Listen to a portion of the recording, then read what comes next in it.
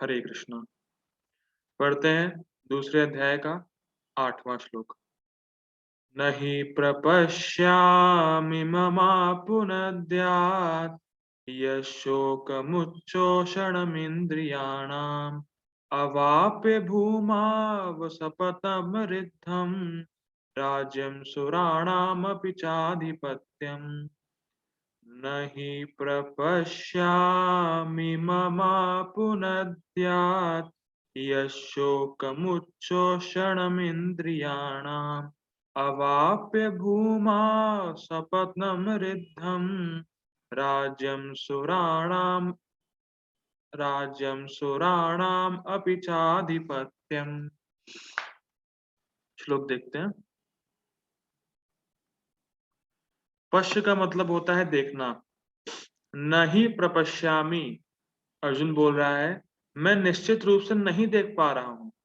ममापुनद्यात् यशोकमुच्छोषणम् इंद्रियाणाम्, ये जो शोक है जो मेरी इंद्रियों को सुखा रहा है, इसको दूर करने का उपाय मैं नहीं देख पा रहा हूं। न ही प्रपश्यामि, मैं निश्चित रूप से नहीं देख पा रहा हूं। ममापुनद्यात् यशोकमुच्छोषणम् इंद्रियाणाम्, जो शोक है जो मेरी इंद्रियों को सुखा रहा है, उसको दूर करने का उपाय मैं नहीं देख पा रहा हूं। अब मान लीजिए अर्जुन से कोई कहे युद्ध करो, राज्य प्राप्त करो, दूर हो जाएगा। तो अब अर्जुन बोल रहा है अवाप्य, मतलब प्राप्त करने के बाद, अवाप्य मतलब प्राप्त हो जाए। अवाप्य भूमा वस पत्नम रिद्धम। देखिए सपत्नी, सपत्नी को जानता है? सपत्नी क्या होता है? जानता है पत्नी के सपत्नी? साथ। ना ना ना, माता जी सपत्नी मतलब जो सौतन होती है मतलब एक ही आदमी की दो पत्नियां होती हैं, सपत्नी। तो जो दूसरी वाली होती है, जो दूसरी जो सेकंड नंबर पे होती है, उसको बोलते हैं सपत्नी। तो यहाँ पे है असपत्नी, तो है असपत्नी, और समृद्धम मतलब जो बहुत समृद्ध है। तो यहाँ पे बात हो रही है, अर्जुन कह रहा है कि अगर भूमाओ सपत्न रिद्धम राज्यम, मतलब ऐसा राज्य मिले मुझे जिसको मैं किसी से शेयर ना करूं। अगर ऐसा राज्य भी मुझे मिलता है तो मुझे किसी से शेयर नहीं करना पड़ेगा, तो वो भी मुझे शोक से दूर नहीं कर सकता है।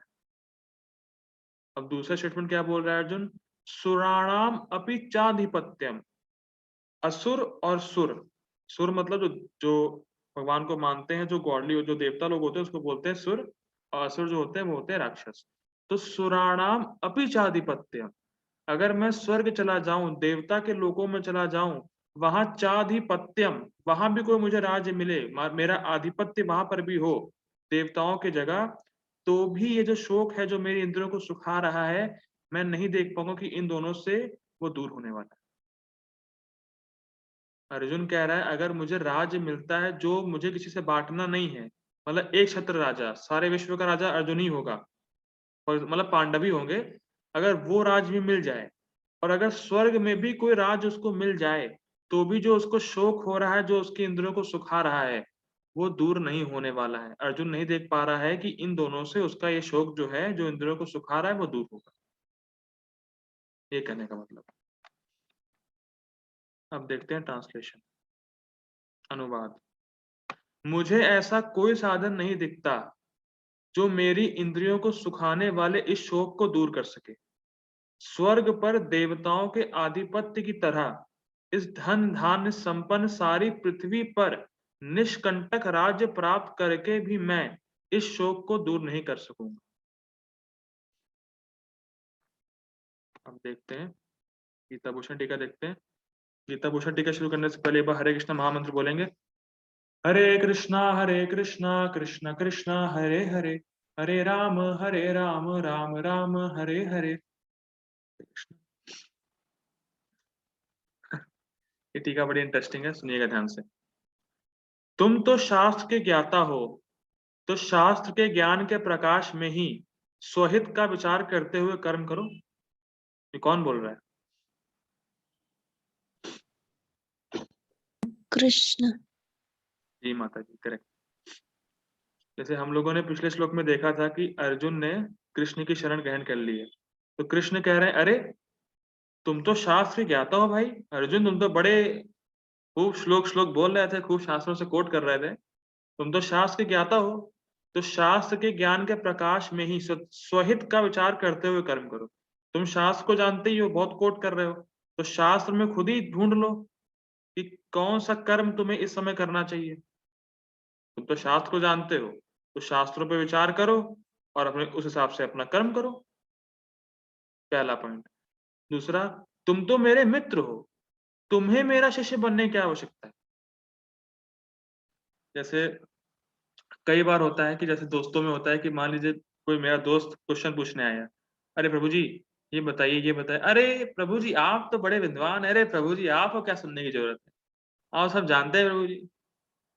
तो वैसे ही कृष्ण कह रहे हैं तुम्हें क्या शिष्य बनने की जरूरत है मेरा, तुम सब जानते हो यार, तुम तो शास्त्रों में बड़े ज्ञाता हो, तुम तो बहुत पहले पहले कोट किए थे, कुल का नाश होगा ये है फलाना ढमाका कोट कर रहे थे, तुम्हें क्या जरूरत है मेरे शिष्य बनने की। तो कृष्ण ये कह रहे हैं। देखिए 2 पॉइंट कह रहे हैं। पहला, तुम तो खुद ही ज्ञाता हो शास्त्र के, तुम तो बहुत कोट कर रहे हो और जब से पहले जैसे बहुत कोट करते हुए आ रहे हो, तो तुम शास्त्र के ज्ञाता हो, तुम जानते ही हो, तुम जानते भी हो और तुम शास्त्र को देखो, समझो कि तुम्हें इस समय क्या करना चाहिए, इस पे विचार करो। और मेरे शिष्य क्यों बन रहे हो भाई, तुम तो बहुत इंटेलिजेंट हो, खुद ही हो इंटेलिजेंट, तुम्हें तो सब पता ही है ना, तो काहे को शिष्य बन रहे हो। ये मेन पॉइंट। जैसे कभी-कभी होता है कि जानते हैं कि उसको नहीं पता, लेकिन फिर भी भगवान जो है टॉन्ट मार रहे हैं, तुम्हें तो सब पता है यार, काहे को शिष्य बन रहा है मेरा। तो भगवान टॉन्ट मार रहे हैं अर्जुन को कि तुम तो बड़े ज्ञाता हो, तुम तो बड़े विद्वान पंडित हो, क्या जरूरत है मेरे शिष्य बनने की, तुम्हें तो सब पता है, तुम इतना कोट कर रहे हो, खुद ही कर लो भाई, काहे को बनना शिष्य। ये पॉइंट है। भगवान भी मजे लेते हैं। अब अर्जुन बोल रहा है, मैं नहीं देख रहा हूं कि कौन से कर्म से मेरे शोक का नाश होगा। वह इस शोक का वर्णन करते ही कह रहे हैं कि यह मेरे इंद्रियों को सुखा रहा है। इंद्रियों को सुखाने का मतलब ये हम लोगों ने बहुत सिम्टम देखे थे पहले कि अर्जुन के कंपन हो रहा था, उसका गला सूख रहा था, बॉडी में हीट हो रही थी, तो वही सब बता रहा है कि जो शोक हुआ है मुझे, उसका सिम्टम ये है कि वो मेरे इंद्रियों को सुखा रहा है। इसलिए इस शोक का नाश करने के लिए मैं आपकी शरण ले रहा हूँ। भैया ये जो शोक है थोड़ा हटके है। भले ही बहुत सारे शोक हुए हों, लेकिन ये शोक थोड़ा हटके है, ये मेरे इंद्रियों को सुखा रहा है और मैं जान नहीं पा रहा हूँ कि कैसे दूर होगा ये, इसीलिए मैं आपकी शरण ले रहा हूँ। इस प्रकार श्रुतियाँ शरणागति के फल को वर्णित करते हैं। मैं शोक कर रहा हूँ, आप मुझे इस शोक से उबार दीजिए, छांदोग उपनिषद। मतलब कहने का मतलब ये है कि शरणागति जब कोई लेता है किसी गुरु पे, तो वो जानता है कि मैं अब शरणागति हो इनसे इनके सामने ले ली है, तो ये मेरे शोक को दूर कर देंगे। मतलब शरणागति का जो फल है, वो श्रुतियों में लिखा है कि जब कोई शरणागति लेता है किसी प्रामाणिक गुरु के अंडर में, तो उसका शोक अवश्य ही गुरु दूर कर देते हैं। तो वैसे ही अर्जुन जो है अब कृष्ण की शरण ली है और कृष्ण अर्जुन के शोक को दूर करेंगे भी। ये फैक्ट है, करेंगे ही। यह नारद मुनि सनत कुमार को कह रहे हैं, ये वाला श्लोक, कि शरणागति जब लेंगे तो शोक दूर होता है। अब कृष्ण बोल रहे हैं, आप अभी मेरी शरण ले रहे हैं क्योंकि आप शोक से अभिभूत हैं। आप शोक से मुक्त हो जाएंगे जब आप युद्ध करेंगे और सुख वृद्धि लाभ करेंगे। मतलब कृष्ण छोड़ेंगे नहीं, युद्ध करो, तुम शोक में हो कोई दिक्कत नहीं है, युद्ध कर लो यार, सब दूर हो जाएगा। कहने का मतलब ये है कि आप भले अभी शोक में हैं, लेकिन उस शोक में ही अगर आप युद्ध कर लेंगे तो आपका शोक दूर हो जाएगा। इसको समझिए, बहुत मेन पॉइंट है। आप शोक कर रहे हैं, इंद्रियां सूख रही है, लेकिन इंद्रियां सूखनी है, सूखने दो। शोक कर रहे हो, होने दो, लेकिन तुम इस शोक में ही युद्ध कर लो। इस शोक में ही रहते रहते युद्ध कर लोगे, जीत जाओगे, तो कोई शोक नहीं रहेगा बाद में। जैसे लड़का बड़ा बिगड़ा हुआ है, इसकी शादी कर दो। सुना होगा स्टेटमेंट, बहुत लोग बोलते हैं कि मेरा लड़का बिगड़ गया है, तो लोग एडवाइस देते हैं अरे शादी कर दो उसकी, बीवी सुधारेगी आके उसको, टेंशन काहे को लेना। तो वैसे ही कि भैया तुम शोक कर रहे हो, शोक करते करते ही तुम युद्ध करो, मुक्त हो जाओगे। तो मेन पॉइंट ये है। भगवान अर्जुन से कह रहे हैं कि जो तुम्हारा शोक है वो तुम शोक मत करो और युद्ध करो, और जब तुम युद्ध करोगे तो अपने आप ही शोक मिट जाएगा। कहने का मतलब ये। अब अर्जुन बहुत ही मेन पॉइंट बोल रहे हैं। अब यहाँ बहुत मेन पॉइंट अर्जुन बोल रहे हैं, यदि मैं विजयी होता हूं और निष्कंटक राज्य प्राप्त करता हूं, या फिर मैं मारा जाता और स्वर्ग में इस प्रकार आधिपत्य प्राप्त करता हूं, तो भी ये सब मेरे शोक का नाश नहीं कर पाएंगे। अब जैसे कृष्ण ने कहा कि भाई अर्जुन तुम युद्ध करो, शोक दूर हो जाएगा तुम्हारा। तो अर्जुन कह रहा है मान लीजिए मैं युद्ध करूं भी, विजयी भी हो जाऊं, और मान लीजिए मैं युद्ध किया और मर भी गया, क्योंकि अब क्षत्रिय अगर रणभूमि में मरता है तो स्वर्ग जाता है। मतलब क्षत्रिय का ऐसा है कि जब क्षत्रिय युद्ध भूमि में लड़ाई करेगा और मर भी जाएगा तो वो उसके पुण्य के समान, और वो स्वर्ग जाएगा। तो अर्जुन कह रहा है कि अगर मैं युद्ध करा और जीत भी गया तो राज्य मिलेगा निष्कंटक। लेकिन निष्कंटक का मतलब ये है कि कोई कांटा नहीं रहेगा। कहने का मतलब ये, अगर हम ये राज्य प्राप्त कर लेंगे तो कोई हमारा दुश्मन नहीं रहेगा फिर। निष्कंटक का मतलब कोई कांटा नहीं रह गया मेरे रास्ते में। तो अर्जुन कह रहा है अगर हमने युद्ध कर भी लिया और जीत भी गए तो निष्कंटक राज्य मिलेगा, और अगर हारे तो स्वर्ग जाएंगे। लेकिन ये दोनों ही मेरे शोक को दूर नहीं कर सकते। बहुत मेन पॉइंट अर्जुन कह रहा है कि मैं कुछ भी कर लूं, आप कह रहे हैं युद्ध कर लो, मैं युद्ध कर भी लूंगा और जो राज्य मिलेगा वो ही मेरे शोक को दूर नहीं कर पाएगा। मैं स्वर्ग जाऊंगा तो भी वो शोक दूर नहीं होगा। क्यों? शोक क्या है? शोक ये है कि मैं अपने गुरुओं का वध करूं। पॉइंट ये है, इस शोक का कारण है वो, कि मैं अपने गुरुओं का कैसे वध कर सकता हूं। तो ये मेन पॉइंट है। अब वो कोट कर रहा है अर्जुन कि ऐसा क्षत्रियों से मैंने, क्योंकि मैंने ऐसा क्षत्रियों से सुना है कि तत् यथेह कर्म जीतो लोकः क्षीयति एवं एवमुत्र पुण्य जीतो लोकः क्षीयते। कर्म के द्वारा प्राप्त लोक का क्षय हो जाता है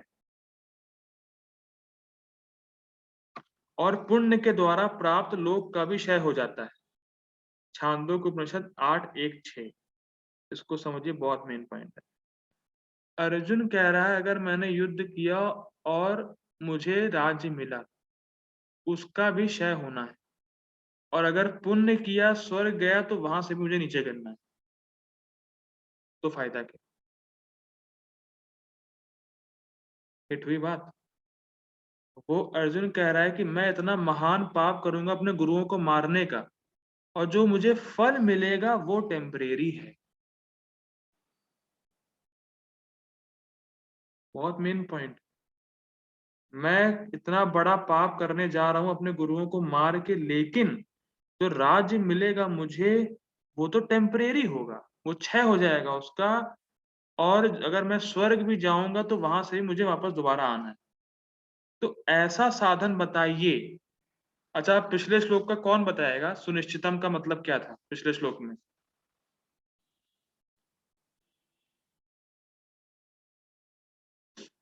कोई नहीं बताएगा, किसी को याद नहीं है? भगवान ने क्या बोला था कि मैं ऐसा अभ्यास बताऊंगा?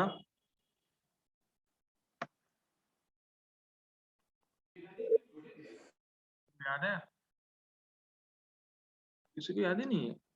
अपूर्व प्रभु, आपको भी नहीं याद है?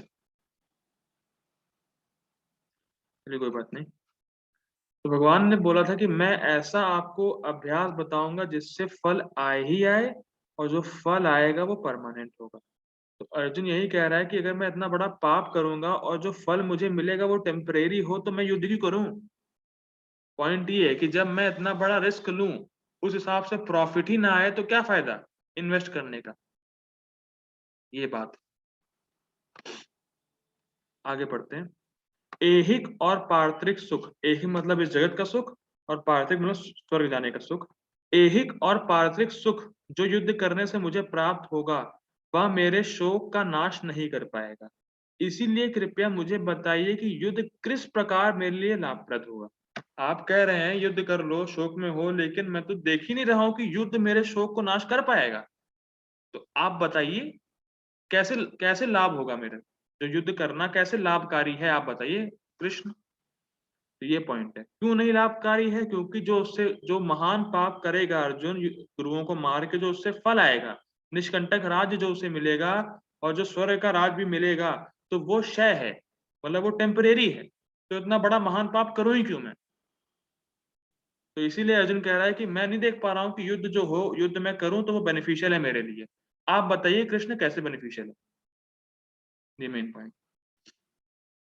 तात्पर्य प्रथम प्रभुपाद जी का, यद्यपि अर्जुन धर्म तथा सदाचार के नियमों पर आधारित अनेक तर्क प्रस्तुत करता है, किंतु ऐसा प्रतीत होता है कि वह अपने गुरु भगवान श्री कृष्ण की सहायता के बिना अपनी असली समस्या को हल नहीं कर पा रहा है।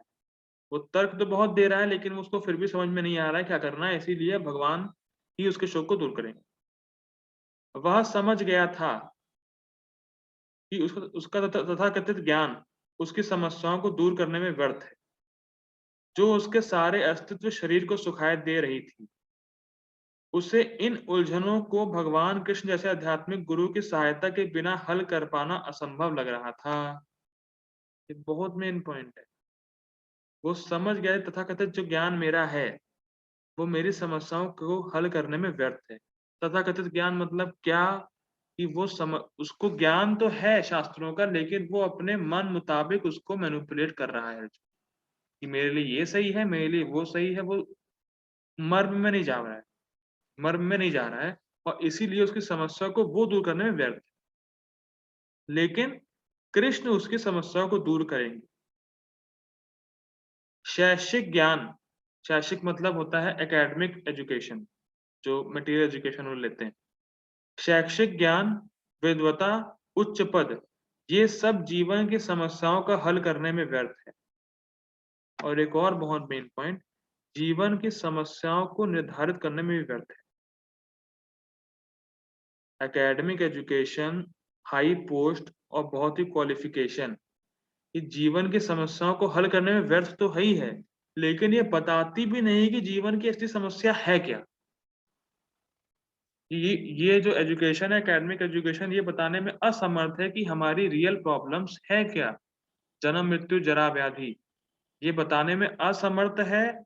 और जो 3 क्लेश आ रहे हैं, आदि दैविक, आदि भौतिक, आदि आत्मिक, ये कौन दे रहा है, कैसे आ रहे हैं, ये सब बताने में असमर्थ है एकेडमिक एजुकेशन। आगे बढ़ते हैं। यदि कोई इसमें सहायता कर सकता है, तो वह है एकमात्र गुरु। अतः निष्कर्ष यह निकला कि गुरु जो 100% कृष्ण भावना भावित होता है, वही एकमात्र प्रामाणिक गुरु है, और वही जीवन की समस्याओं को हल कर सकता है। तो 100% कृष्ण भावना भावित होने का मतलब ये है, वो वैष्णव परंपरा में आना चाहिए और कृष्ण को ही सुप्रीम भगवान मानना चाहिए। Krishna is the supreme personality of God head, उसको वो बिल्कुल वो फर्मली फिक्स्ड हो उस बात पे, वो हुई 100% कृष्ण भावना भावित है। जब उसको डाउट ही होगा कि भगवान कौन है, तो अब क्या ज्ञान क्या दे सकता है। मेन पॉइंट तो ये है। तो इसीलिए निष्कर्ष यही निकलता है कि वो 4 वैष्णव परंपरा में होना चाहिए जो प्रामाणिक गुरु है, और पूरी तरीके से कृष्ण भक्ति में रत होना चाहिए। कृष्ण भक्ति में बिल्कुल फिक्स्ड होना चाहिए कि कृष्ण की भक्ति ही एकमात्र उपाय है जीव को संतुष्ट करने का। ये भागवतम में श्लोक भी है, सवै पुंसाम परो धर्मो यतो भक्तिर अधोक्षजे अहेतु की अप्रतिहता यह न आत्मा सुप्रसीदति। पूरी तरीके से संतुष्ट, सुप्रसीदति, पूरी तरीके से संतुष्ट करने वाली खाली कृष्ण भक्ति ही है जीव। तो इसीलिए जो प्रामाणिक गुरु है वो कृष्ण भावना भावित ही होना चाहिए, वही एकमात्र प्रामाणिक गुरु है। भगवान चैतन्य ने कहा है कि जो कृष्ण भावना अमृत के विज्ञान में दक्ष हो, कृष्ण तत्व वेता हो, चाहे वह किसी जाति का हो, वही वास्तविक गुरु है। किबा विप्र किबा न्यासी शूद्र के नाये, यही कृष्ण तत्व वेता से ही गुरु है।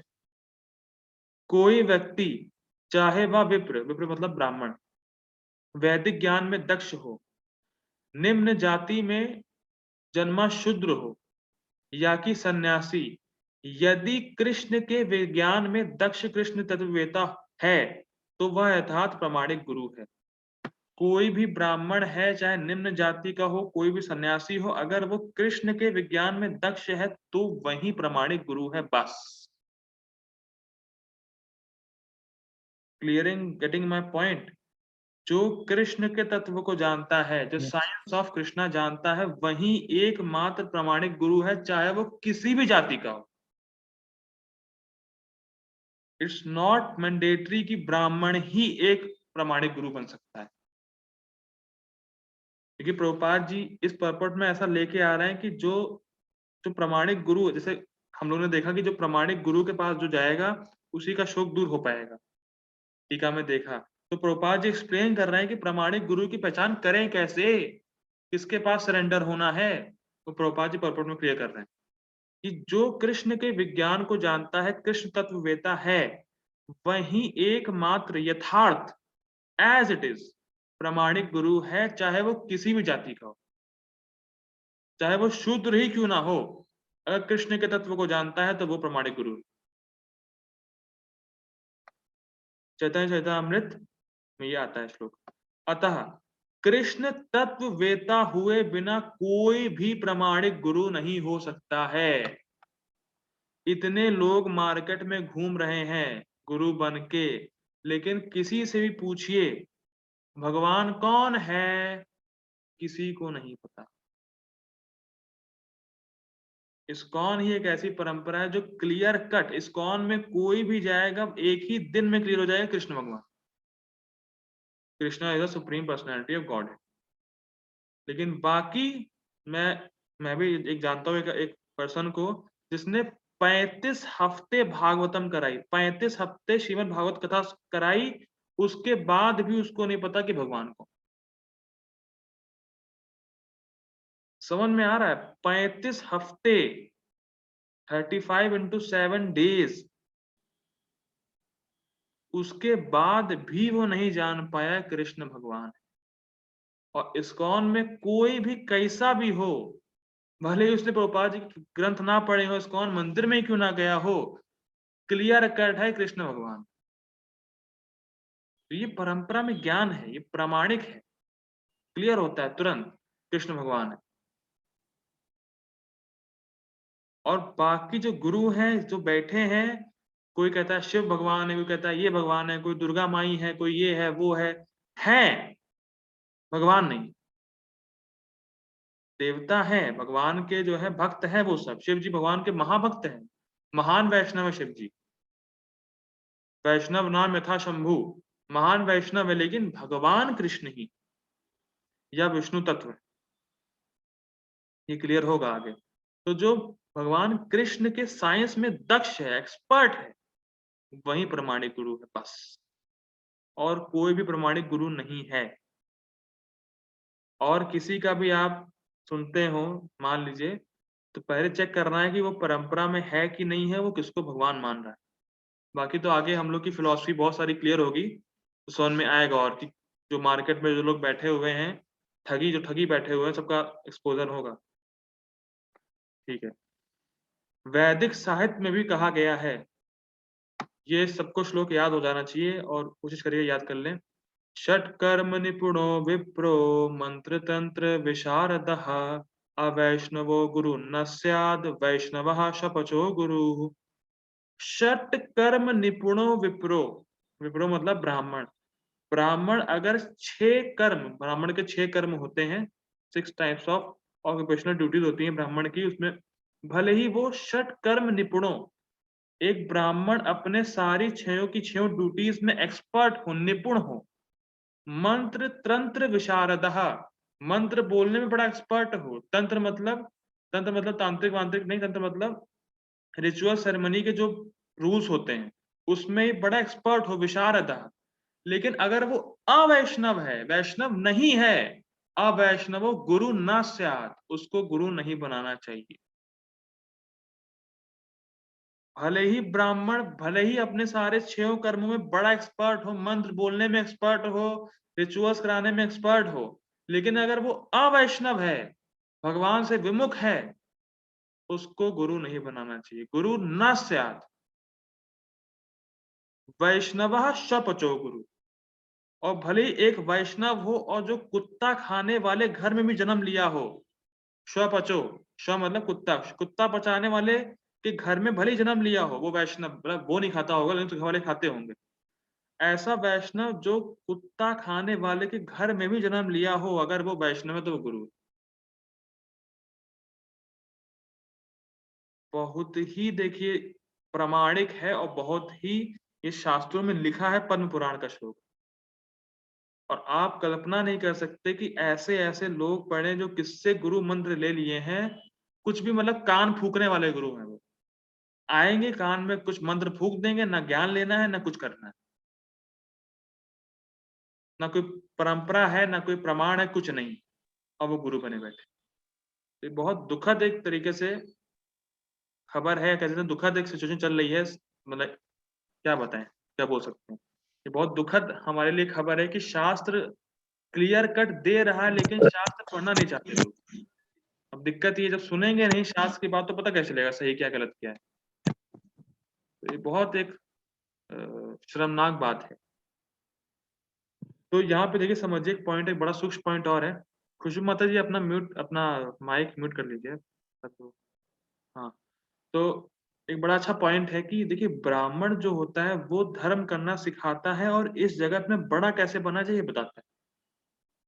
लेकिन जो वैष्णव है बताएगा इस जगत से निकलना कैसे। बहुत सूक्ष्म पॉइंट। ब्राह्मण आपको धर्म करना सिखाएगा और बताएगा इस जगत में कैसे महान बने, लेकिन जो वैष्णव होगा वो बताएगा इस जगत से निकले कैसे। इसीलिए कोई भी होता है ब्राह्मण के पास जाते हैं, अरे ब्राह्मण कोई पूजा पाठ बताइए जिससे कि मेरे घर में ये हो जाए, मेरा बेटा इतना पढ़ लिख जाए, ये मटेरियल आ जाए, कमाई नहीं हो रही, लक्ष्मी नहीं आ रही, फलाना-ढमाका ये सब। इस जगत में कैसे बड़े बने? लेकिन जो वैष्णव है वो कहेगा इस जगत से निकलो, ये जगत ही तुम्हारे लिए नहीं है। ये दुःखालयम् शाश्वतम् है। हम लोगों ने कल देखा था परपोट में प्रभुपाद जी लिख रहे थे कि भौतिक संसार का डिज़ाइन ही ऐसा किया गया है कि चाहे आप कुछ भी कर लें चिंता होनी ही होनी है। एक तो वैष्णव है वो आपको बताएगा इस जगत से निकलना कैसे। तो वैष्णव ही प्रामाणिक गुरु है। बहुत मेन पॉइंट है। इसको ये श्लोक सबको याद होना चाहिए। विद्वान ब्राह्मण भले ही वह संपूर्ण वैदिक ज्ञान में पारंगत क्यों ना हो, यदि वह वैष्णव नहीं है या कृष्ण भावना अमृत में दक्ष नहीं है तो गुरु बनने का पात्र नहीं। किंतु शूद्र यदि वह वैष्णव या कृष्ण भक्त है तो गुरु बन सकता है। पद्म पुराण। संसार की समस्याओं जन्म, जरा, व्याधि तथा मृत्यु की निवृत्ति धन संचय तथा आर्थिक विकास से संभव नहीं है। विश्व के विभिन्न भागों में ऐसे राज्य हैं जो जीवन की सारी सुविधाओं से तथा संपत्ति एवं आर्थिक विकास से पूरित हैं, किंतु फिर भी उनके सांसारिक जीवन की समस्याएं जो कि त्यों बनी हुई हैं। इसको समझते हैं, बड़ा सिंपल एग्जांपल है। अगर रास्ते में कंकड़ है, जूता सही है तो काम चल जाएगा। रास्ता सही है, जूते के अंदर कंकड़ है तो काम नहीं बनेगा। वैसे ही भौतिक संसार की सुविधा मतलब भौतिक जो जो लाभ, प्रतिष्ठा, धन वगैरह सब बहुत बहुत कुछ पा लिया।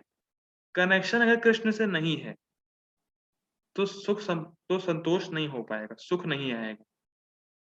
लेकिन अगर सब कुछ है और कृष्ण से कनेक्शन है, तो सब कुछ फिट रहेगा।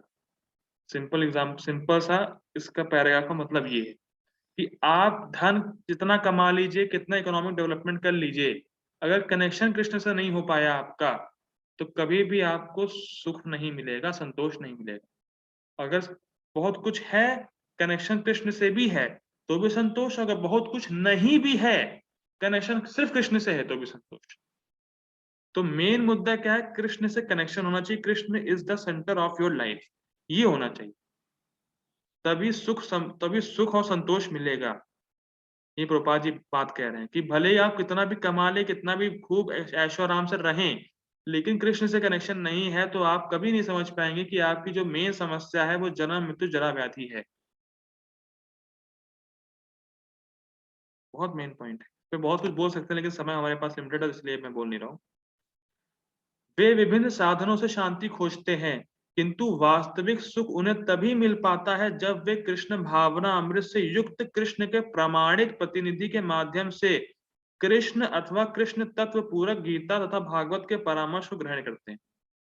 तो जो गीता और भागवत को पढ़ता है वो समझ में आता है कि भाई मेरी दिक्कत है क्या, रियल प्रॉब्लम क्या है, और निकलने का प्रयास करता है। वो जानता है गीता और भागवत के माध्यम से कि भैया मेरी एक्चुअल पोजीशन क्या है, मैं संसार का नहीं हूँ। ये बहुत मेन पॉइंट। यदि आर्थिक विकास तथा भौतिक सुख किसी के पारिवारिक, सामाजिक, राष्ट्रीय, अंतर्राष्ट्रीय अव्यवस्था से उत्पन्न हुए शोकों को दूर कर पाते, तो अर्जुन यह ना कहते कि पृथ्वी का अप्रतिम राज्य या स्वर्गलोक में देवताओं की सर्वोच्चता भी उसके शोकों को दूर नहीं कर सकती। अच्छा, मान लीजिए फॉर जो अमेरिका है, जो बड़े-बड़े डेवलप्ड कंट्रीज़ हैं, उनमें सुख तो है नहीं, ना संतोष है, वहाँ सुसाइड रेट्स बहुत ज़्यादा हैं, बहुत क्राइम है, सब जगह रहता है। लेकिन वो लोग प्रयास कर रहे हैं कि इकोनॉमिक डेवलपमेंट कर लें, सुख मतलब इकोनॉमिक डेवलपमेंट से उनको सुख मिलेगा, ऐसा वो लोग प्रयास कर रहे हैं। खूब बड़े-बड़े वो बना रहे हैं, एक तरीके से क्या कहते हैं, प्लान बना रहे हैं, प्रोपेगेंडा लगा रहे हैं, कैसे यूनाइटेड नेशंस बना रहे हैं, यूनाइट हो जाए सब लोग, सुख मिले, सुविधा मिले, लेकिन ऐसा कुछ देखने को मिल नहीं रहा है। तो विचार करिए कि अमेरिका जो राज्य है, वो पूरे विश्व पे राज नहीं कर रहा है। ये विचार करने की बात है। अमेरिका जो राज्य है, वो विश्व का भाग है। पूरा अमेरिका पूरे विश्व पे राज नहीं कर रहा है।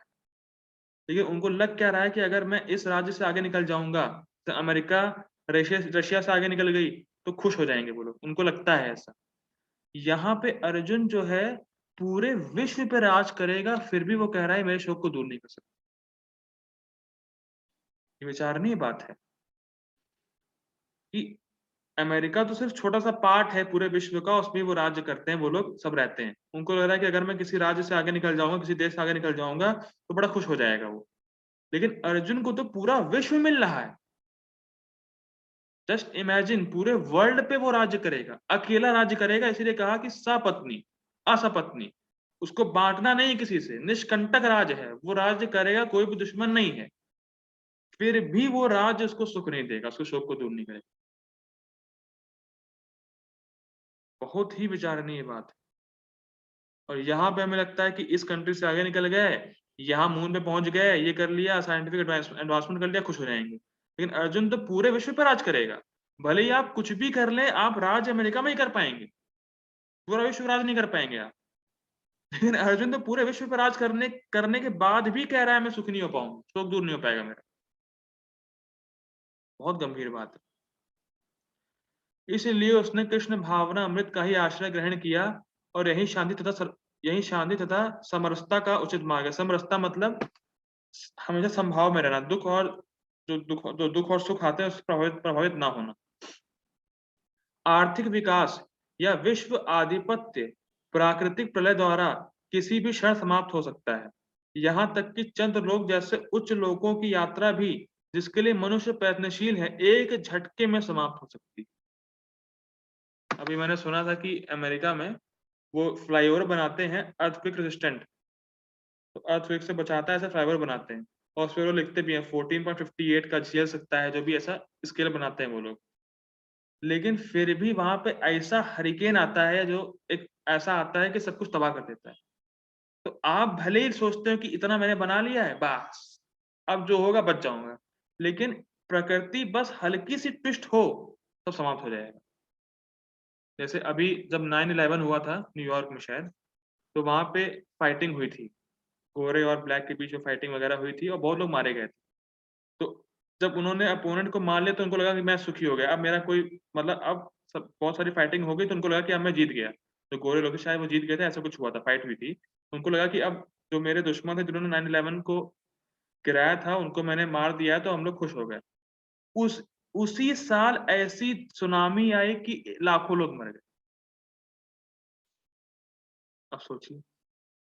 तो हम लोग प्लान बना सकते हैं कि हाँ, इतना है, भौतिक एडजस्टमेंट कर लिया, इतना आप खुश हो जाएँगे।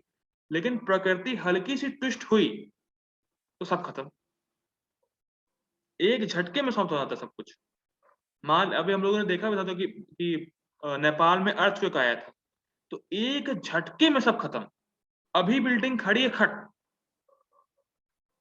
तो ये सब टेम्परेरी है। अगर आप पा भी लेंगे, आपने बड़ा अच्छा घर बना भी लिया और कल को मान लीजिए ऐसा अर्थक्वेक आया तो सब खत्म। Finish within a second. तो यही बात हो रही है। भगवद गीता इसकी पुष्टि करती है कि क्षीणे पुण्य मित्य लोकम विशन्ति। जब पुण्य कर्मों के फल समाप्त हो जाते हैं, तो मनुष्य सुख के शिखर से जीवन के निम्नतम स्तर पर गिर जाता है। इसी तरह से विश्व के अनेक राजनीतिज्ञों का का पतन हुआ है, ऐसा अधः पतन शोक कारण बनता है।